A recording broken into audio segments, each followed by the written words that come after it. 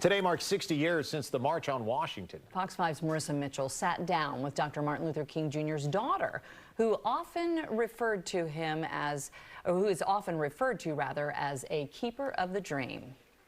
When they went to Washington, they didn't just go to march and demonstrate and give speeches. They had an agenda. They had a legislative agenda. There were 10 things that they were demanding. I think a large portion of them had to do with putting provisions in place legally to protect people against discrimination. The Reverend Dr. Bernice King, in her first sit-down interview on the anniversary, carries the torch of her parents' legacy as CEO of the King Center.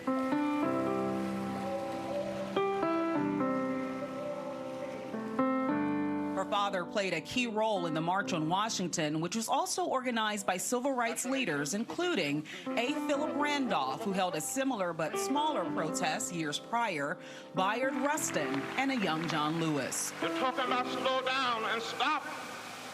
We will not stop. The group put forth 10 demands, such as decent housing and adequate and integrated education, demands that required government backing and support. They called for a minimum wage of $2, which today is a little over $15, which people are calling for. So we're behind, you know, but they called for it, you know, and it was a march for jobs and freedom. People often leave that part out. Yeah, they think it was just racial. It was economics, too. Many traveled from Atlanta and all over the country to the nation's capital for the march. And some admit, although they were clear on its mission, they were uncertain about its magnitude. Whether or not anybody would show up. Washington, D.C. Congresswoman Eleanor Holmes Norton was there. As a student, I worked for the March on Washington. I helped prepare for the march to get people here and to tell them where to stay when they came, to help them make preparations. An estimated 250,000 people converged on the National Mall, making the demonstration the largest in the country's history at the time. You could not see the end of it.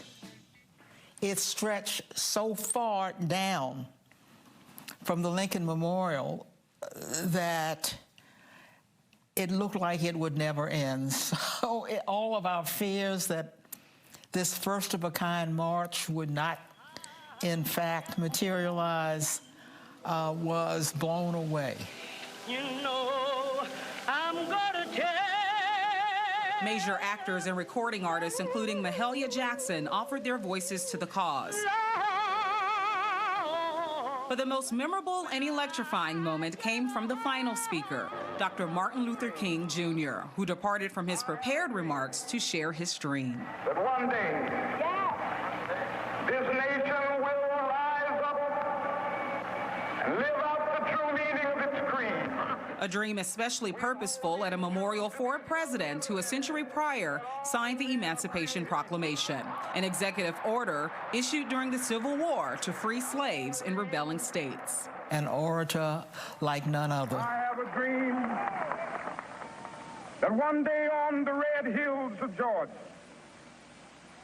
sons of former slaves and the sons of former slave owners will they be able to sit down together at the table of brotherhood. I have a dream. He did a good job in his role, one of his major roles, as spokesperson for the movement and helping people understand the issues and what's going on and what's needed and really disseminating the information. That's the power of nonviolence that we're not practicing today. Let freedom ring from every hill and molehill of Mississippi, from every mountainside. He had to pull on everything that he had learned and understood through time. And he had a photographic memory.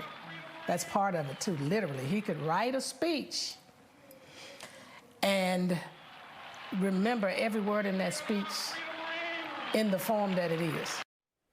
Marissa did such a great job with these stories. Amazing. And with the special. And one of the things I think is so important, and you heard from Dr. King's daughter there, a lot of people associate that march as Dr. King's march, right? As history goes on, a lot of people just look at that, and she's like, it was so much more than that, right? It wasn't just him, obviously. It wasn't just a racial equity type of situation. There was a lot more that was involved in it. So I encourage you to learn as much as you can, and you can do so in a very easy way by watching Marissa's full March on Washington special. It is on the Fox local app, which you can download for your smart TV.